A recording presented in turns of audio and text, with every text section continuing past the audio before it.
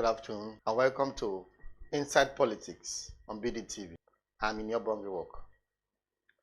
Over the past 25 years, since the return to democracy, Nigeria has witnessed incremental social, political, and economic gains. As a system of government, democracy has enabled increased citizen participation and strengthened democratic institutions, despite the allure of institutional capture. But progress has been slow. Experts say Nigerian democracy has shown no sign of progress. Incidents of election malpractices, electoral violence has compromised voters' participation, and increased socio-economic challenges has also affected public confidence in democracy in Nigeria. There are divergent views on the way forward, with many calling for new constitution. Some want restructuring, others say they don't want it. And some have said what we need is to change this current system of government. And when we do that, our democracy probably will come to a point of what we desire. I'm being joined today on the program by a political expert, a professor of political science, Professor Sylvester Odion Akhaine. He's a professor of political science at the Lagos State Department of Political Science, Lagos State University. The professor had his inaugural lecture where he x-rayed democracy in different countries within the continent and come to the conclusion that Nigerian democracy, when you compare to Ghana, South Africa, or others, it seems to be stagnating. Prof, good afternoon and welcome to Inside Politics. Good afternoon. Thanks for having me here. When Nigeria returned to democracy after so many years of military rule in 1999, there was so much euphoria. Nigerians were happy that soon they would begin to see the gains of democracy. The country was now returning back to self-rule. But over the years, 25 years after, it appears that euphoria has waned, and they seem to be giving way to despair. It appears our democracy is troubled. Do you agree? Well, I think that it is not a yes or no answer. After a long period of military rule, Nigerians, were expecting a lease. They wanted, freedom. They wanted to be able to, speak, assemble, debate issues that affect their lives and all of that. So we've not had, that space, as such. Because if you go back to 1999, what we had was a parted transition. What Fela would call RNG. Two candidates were the dominant candidates, Olufalaye and retired General Olusegun Obasanjo, from one part of the country. No other candidate from any other part of the country. So, ab initio, the democratic space was constricted. But of course, I know that it was part of the brickmanship of the period. You have an election that was annulled, June 12th, that led to crisis. And I think that the Nigerian elites believe that the only way to restore some measure of stability will be, to reward that part of the country with the presidency of the country, which was why Olusegun Obasanjo, of course, became the first president, in the Fourth Republic, May 1999. So that is it. And there's what we call part dependency. If you start a process, it has consequences. So that has limited the democratic space in Nigeria, in the sense that you would expect that Obasanjo dug in, had 2 terms, and even wanted a 3rd term that was at least heroically truncated by the National Assembly, Yes. Of that period. And in doing that, the democratic process was greatly compromised. You recall that there were allegations of Ghana must go moving around in the National Assembly. Yes, all right. And all of that, So when you kind of dilute the democratic process like that by those out of impropriety, politically speaking, then you are undermining the democratic process. because people ought to be able to express themselves. When you bribe people in order to get a third term, for example, you are repressing the democratic process. The constitution is very clear. Why not abide by the rules of law, rules of the game? The provisions of the constitution are very clear. After 2 terms, no matter how popular you are not allowed. Yeah.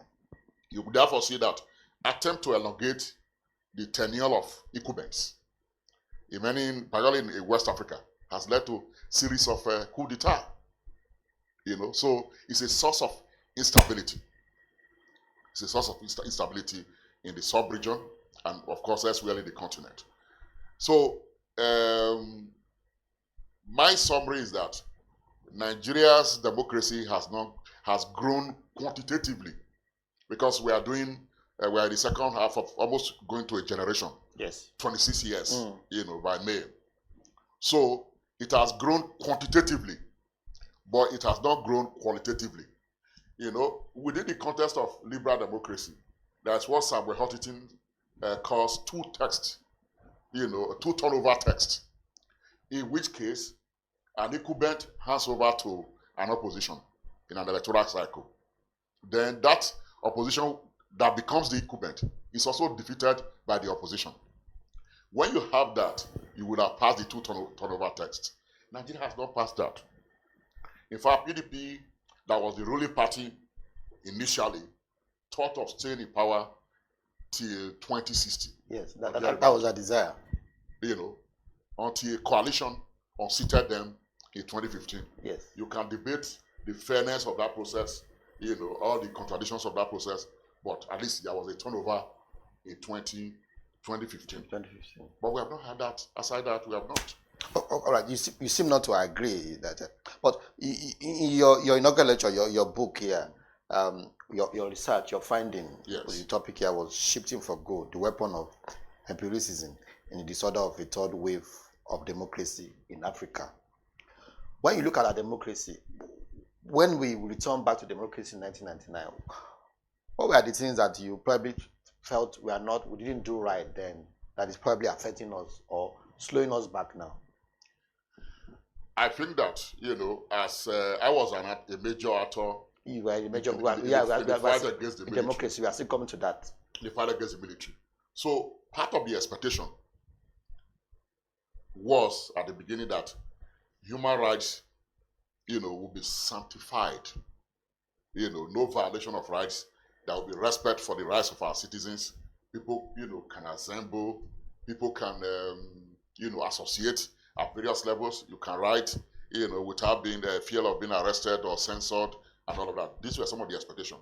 But besides, there's also this popular expectation that democracy, as one local musician in Benin puts it, means government of jolly.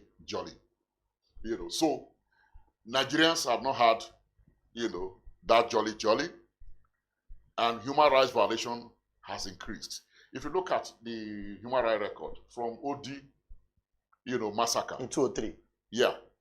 Was Odi in 2003, yeah. Odi massacre, even to the last massacre in Delta, Okwama massacre.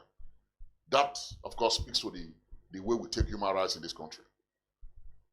Communities are leveled by the security forces. That does not speak well, for our democracy. It diminishes, the value of our democracy, which is the reason why I continue to maintain that we have grown quantitatively because we have not had a truncation of the process for 2 decades and a half. Therefore, that is something to be proud about. But the content, is anything but not edifying. Elections have not been free and fair in this country. Many elections have been rigged, both gubernatorial, even local government elections, as well as the general elections have been rigged in this country. And the usual reference point is 2007 election, when the Commonwealth made the pronouncement. Maurice Iwu. Yes, Maurice Iwu was the INEC chairman at that time. The Commonwealth came and looked at, our preparations, our expectations, vis-a-vis that election. And they said Nigeria went below the standard it set for itself. We said we will be at point C. We remain at 0 point. That was what happened. The beneficiary of that election, late President Musa Yar'Adua of blessed memory, admitted that the election was flawed. If you look at the Supreme Court judgment or the election tribunal judgment, if you look at the wordings of that, you discover that was a political judgment. They did not want to create a vacuum. But if they were bold enough, they would have done what the Kenya judiciary did by ordering a fresh election. But they didn't do that here. So the Nigerian judiciary has also taken a beating because they refuse, to improve their own integrity. And it has been on a declining curve even up to this moment. But there have been incidents where they have called for gubernatorial election, they've called for a fresh election. But why is it so difficult for a judiciary, the Supreme Court, to annul a presidential election and call for a fresh election, even when there are overwhelming controversy trailing such elections? I think it's the conspiracy within the governing elite. It's conspiracy. And if there's conspiracy, it means that institutions of government or arms of government cannot exercise, autonomy. That is basically what is playing out, with allegations and counter-allegations about how judges are bribed, to make rulings in favor of one party or the other. We've seen that. But there was also a time, and I think between 1999 and even 2007, the judiciary, particularly at the level of the gubernatorial elections, made some, bold judgment. The Amechi case, the Amechi case, there's even one in Ondo State. Yes, that we're seen as progressive. I remember the Economist also talked about democracy through the judiciary.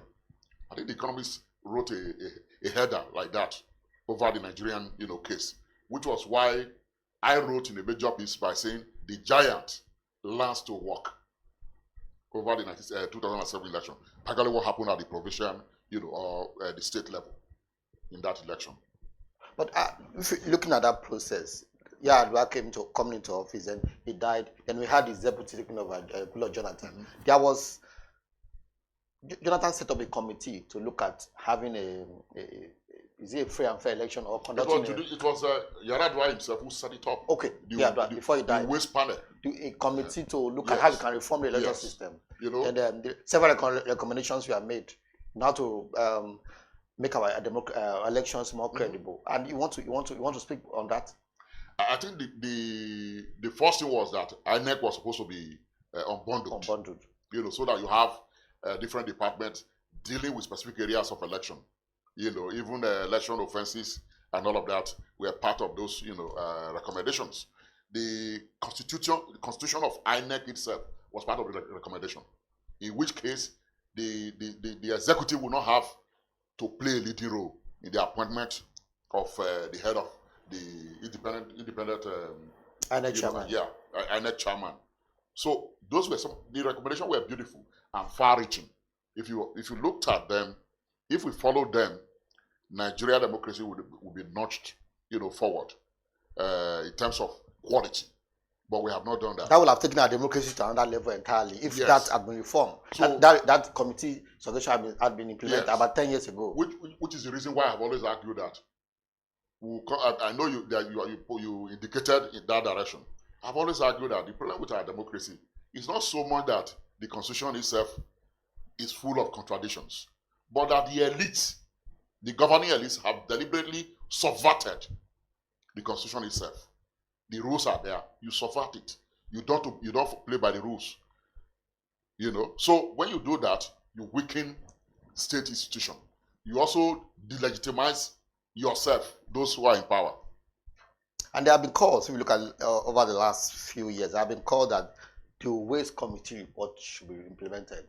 The committee report will have, if it has been implemented, it will have solved a lot of the crisis we are having in our electoral system. Let's go back to your research, your lecture, and your book. You compare Nigeria democracy with some countries within Africa, Ghana, South Africa and some other country, Kenya. What seems to be missing from our democracy here to what you see in other countries? I think the point to make is that Nigeria has a great deal of elite who are very warped, who are, after themselves. They are, everything is about self-aggrandizing. Everything is about self-interest. You don't govern a state when those who constitute the governing class are self-interested. The only way you can govern a state judiciously is by taking your interest, personal interest, out of it, and then take the interest of the public as the core of programming and policies. So Nigerian elites have not been able to do that. Elites elsewhere sit back and say, we have got it wrong. What do we do next? You don't see that here in Nigeria. What you see is that you see caucusing about how to embark on free ride, loot the state. That is what happens. Even when you go to the National Assembly, you discover that many of them are pursuing LPO. You don't run a country like that. Nigeria, as big as it is, you don't run a country like that. That is why, if you look at Kenya institutions have grown more than what the political culture itself. I mean, the political culture of the elite. Why is declining? The institutions in Kenya, they are strengthening themselves, which is why you could see all their pronouncement on the various elections, in that country, that the institutions have now proven itself stronger than the political culture of the elites, of the governing elites in that country. So that is gain on their side. And you have seen series of turnover from Arap Moi to Mwai Kibaki, to Kenyatta Uhuru, and now to Ruto. Yeah. So that is plus for them. In Ghana, you could see that voting takes on issue. Identity politics is there, but voting took on issues. The only reason why Nana Akufo-Addo was removed is that he performed woefully. He never delivered on all his promises, and MPP has proven to be a party where corruption thrives, which is why Mahama is back, in Ghana. And from 1992, when Rawlings, achieved what we call self-transmutation. Yes. Rawlings handed over power in 2000 to Kufuor. Then in 2009, Kufuor handed over to Atamis. So Ghana has passed the two turnover test more than, even the last election was also an alternation of power between the opposition parties. So you can see that. If you go to South Africa has one of the best constitutions in Africa. One of the best constitutions. And gendering, women with, a very beautiful human rights, human rights charter, yeah, and all of that. So you could see that even given the fact that what you have in South Africa is what I call dominant power politics, because ANC is the dominant party. But you can still see that ANC is fracturing on the basis of policy. Julius Malema and others who broke away are saying that you need to empower the blacks economically, and that you cannot pursue World Bank and IMF policies, in a country that has been has its population deprived for several centuries, 1652, to date. So the South Africans equate democracy with prosperity, and if you are not delivering on that, which Mandela tried to do within the first tenure, which he spent only one tenure before he handed over to Thabo Mbeki. Yes. Then you have not done anything in South Africa. So this democracy that you have actually mentioned, what is making them strive when you compare to what we have here? Is I think it's what is missing in our democracy? I think it's what I would call the integrity of the elites. The integrity of the elites in those countries. Yeah. If you have an elite with integrity, you can manage your resources prudently. And because people are not interested in the ideas in your head, they are interested in whether there is food on the table. They are interested in the future of their children. Cabral said that a long time ago, and that is the way it is. If you cannot provide food for people, you cannot provide the basics for people, democracy is meaningless, to them. And South Africa has approximated that. The electorate in South Africa has approximated, that fact about, how people perceive government. You talked about the weak institution, the fact that when you compare democracy in Ghana to what we have here, the strengthening of the electoral system, yes, electoral body in Ghana, to what we have here, to the INEC, compare in your research, in your lecture. So could you compare what you complain about the weak institutions we have in Nigeria, that unless we strengthen our institutions here, we may not get it right.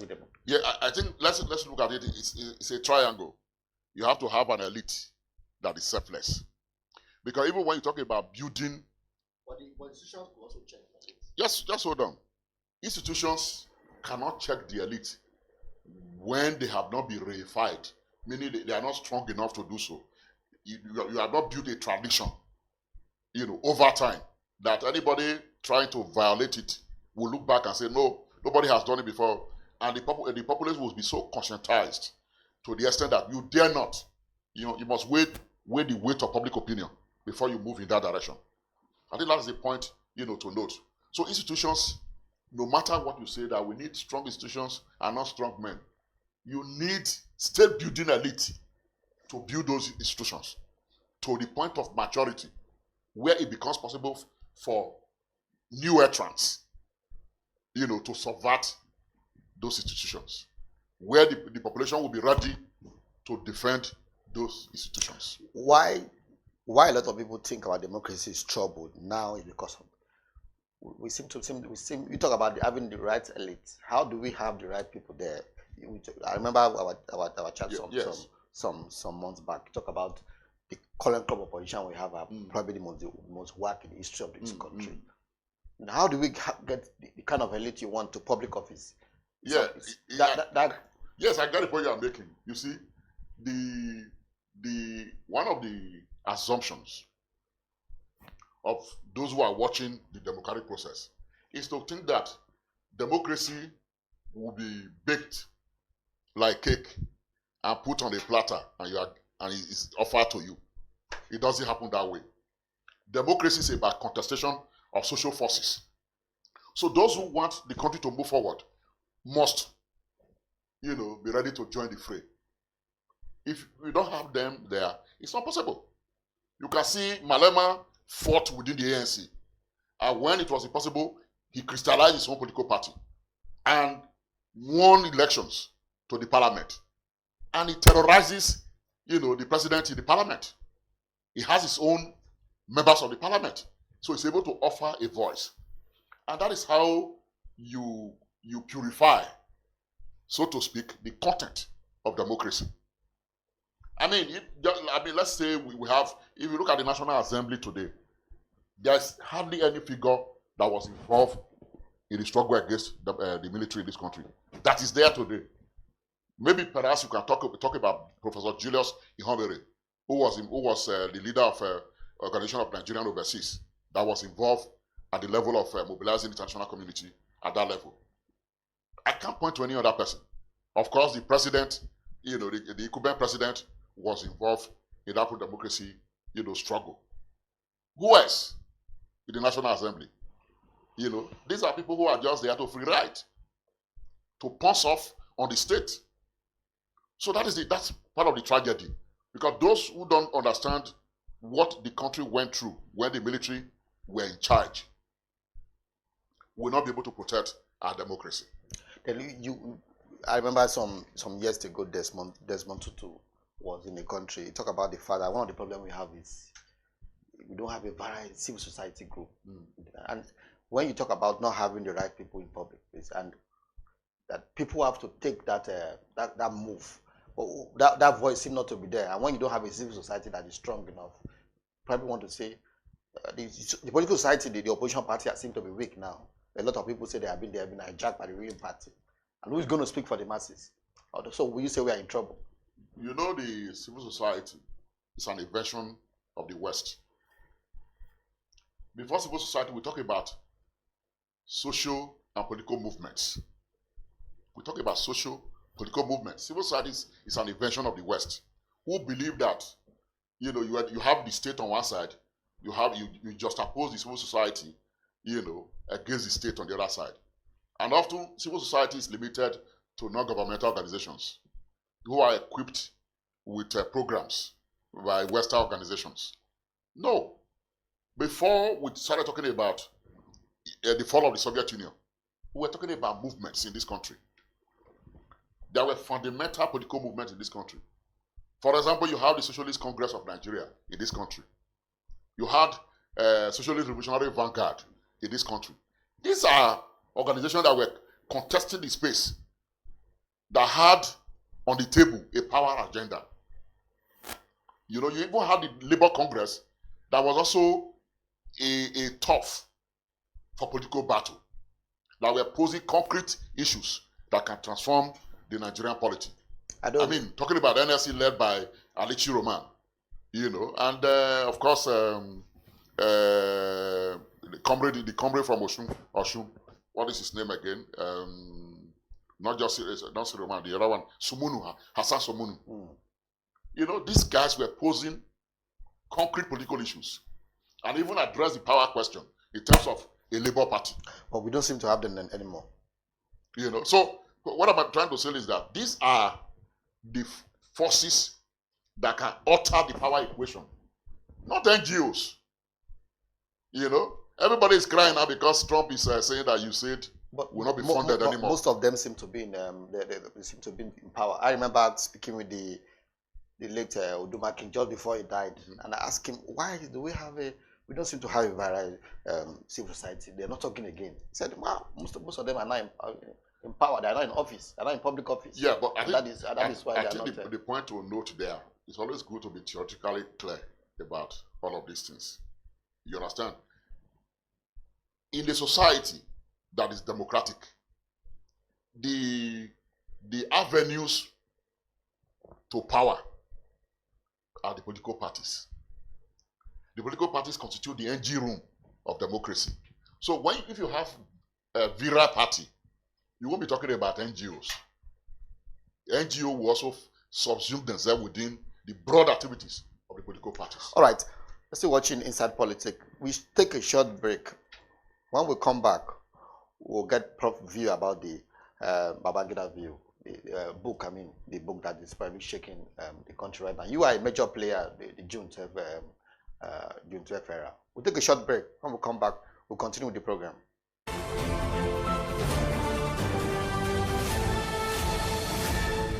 You are watching Business Day Television. All right. As you're watching Inside Politics, I am in your bumpy work. I've been speaking with Professor Sylvester Odion Akhaine. He's a professor of political science, Department of Political Science, in Lagos State University. And we've been extracting his recent research on democracy in Nigeria and Africa. Prof, before we talk about the IBB book, what is your take on some people saying, some Nigerians, prominent Nigerians are saying we need a new constitution. We need to change the system of government.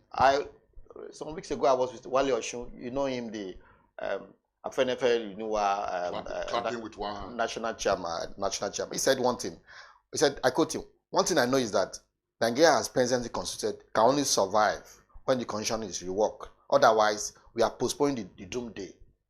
Do you agree to this? You know, the fight against the military started with the call for a sovereign national conference. And I was historically privileged to have been mandated to write a blueprint for the convocation of a sovereign national conference by the Campaign for Democracy. A report which I presented at the Ibadan Convention of the Campaign for Democracy in 1994. Since 1999, we have had 2 aborted conferences. Well, Jonathan Constitutional Conference succeeded, but of course the outcome has since been dumped under the carpet, Yes. perhaps, and the rest of it. So there are contradictions within the Nigerian polity, and people believe that engrossing a new constitution, we take care of those, contradictions. But the point to make is that when there are contradictions in society, people must embark on a process, to ratify those contradictions, to ratify them. Politically, people do that by constitution making. Either you alter what you have already, or you compact a new document. We've been amending. You compact a new document. How long are we going to continue to amend it? I mean, in terms of amendment, if there are contradictions, you deal with it. Making that point does not. I'm not sharing away from the point that you can't have a brand new constitution. I'm not sharing away from. He's talking about restructuring. So, but what restructuring is part of having a brand new constitution when you restructure, because we believe that the Nigerian Federation, as presently constituted, is skewed. Is skewed in such a way that it will continue, to engender crisis within the country. That's the point. But let me make this fundamental point about constitutions. Constitutions, whatever name you call them, must approximate the aspirations, the social needs, of a people. Once the constitution does that, it does not matter whether you call it parliamentary or presidential, whether you call it liberal or social democracy, whatever you like, that is a constitution. And democracy acquires its content through practice. So I think that is the point to make about that, in short. So if things are wrong with our constitutions, in your view, yes. Is this presidential system working? If you had the opportunity, will you change the system?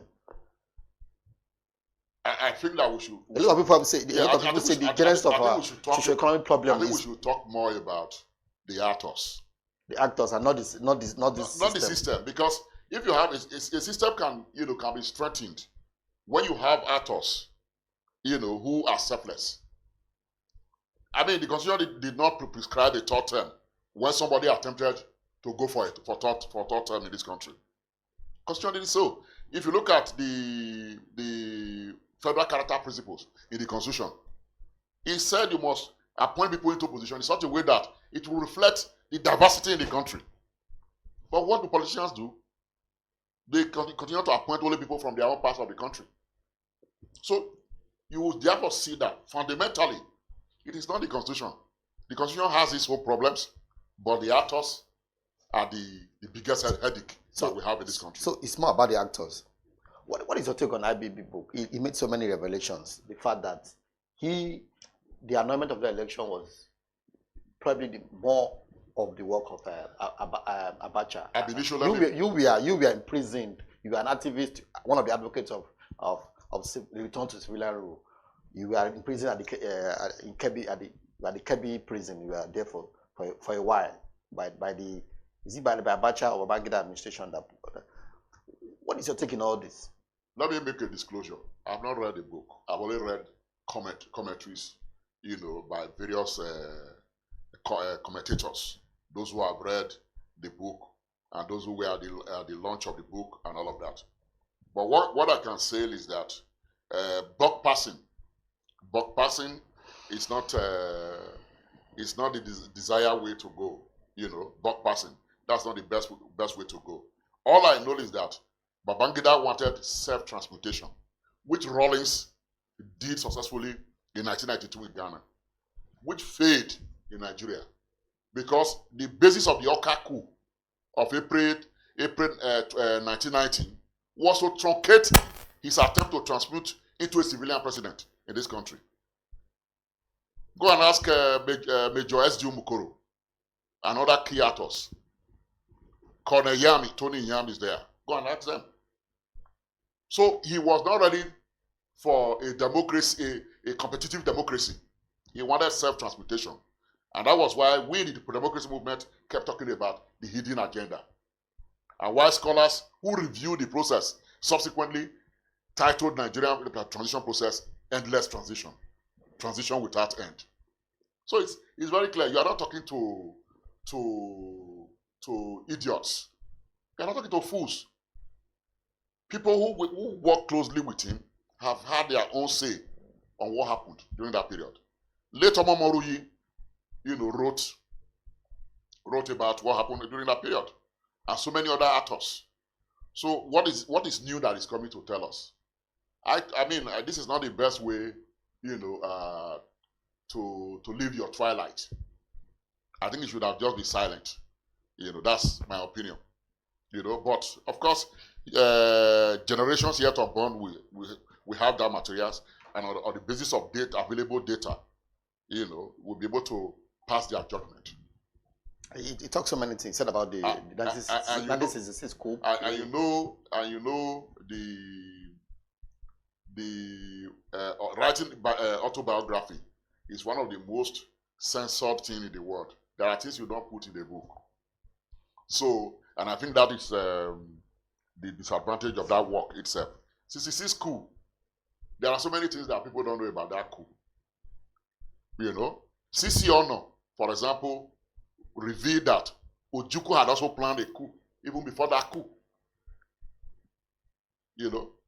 CC Ono. Yes. Revealed. Nobody has paid attention to that. CC Ono was former governor of Enugu. Yes. Revealed that Ojukwu planned a coup, which did not work, and which was why he was opposed to the General 15 Boys. He was in Kano and subverted, that coup. So there are so many things about that coup. And people even said if Kaduna wanted to bring Awolowo to power, why didn't they remove him from prison after the coup? So it's a very controversial issue. That aspect is there, That aspect is there. Some have said, why didn't you? Ifa Juna's manuscript is suppressed. Nobody has seen it, But at least Ademoyega is there. Alexander Madiebo's work is there, and the rest of them. So let's not go there. The war against the civil war was unfair. The civil war against the Igbos was unfair. I think that's the point to make as far as that is concerned. But we'll continue to analyze the pros and cons of April 1966. That's what political analysts do. And now that he has also, raised the temple of the debate, people will continue to debate it, but there are enough literature for people to be able to form opinion about what happened in 1966. Finally, so what is your take on the state of opposition in the country? We two political leaders, El-Rufai and Atiku, came some weeks ago to say the ruling party is subverting the opposition deliberately. Do you agree to it? Yes, opposition. Incumbents do everything possible, particularly when an incumbent wants a second term. It's in your interest if the opposition is disorganized, but it's also in the interest of the country for the opposition to get themselves organized, to contest, political power in the country. So there's nothing wrong if an incumbent, as a policy or a strategy, disorganizes the opposition. It is left for the opposition to organize. After all, the incumbent came on the back of a coalition that formed the APC.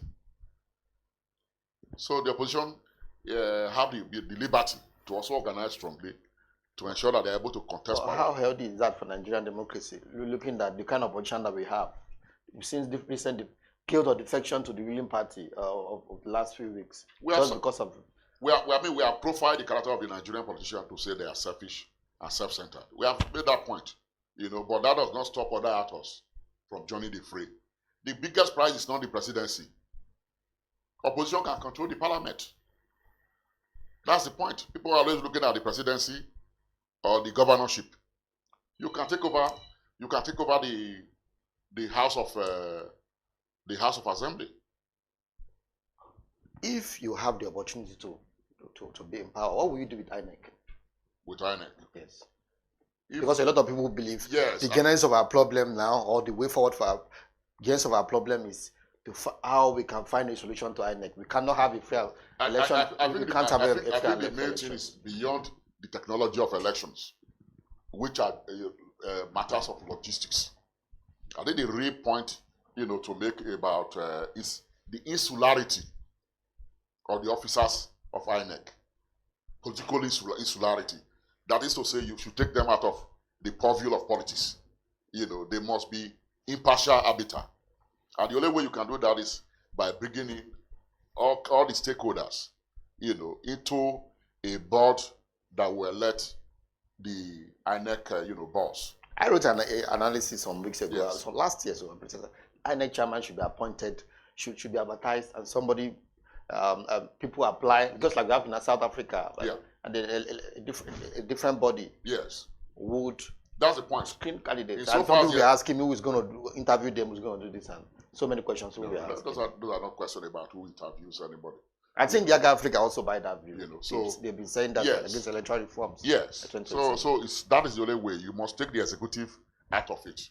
The impartiality of the INEC is called for right. in our situation. All right. Thank you very much. Our time is up Inside Politics. I'll be speaking with Professor Sylvester Odion, and we'll be looking at the state of democracy in Nigeria.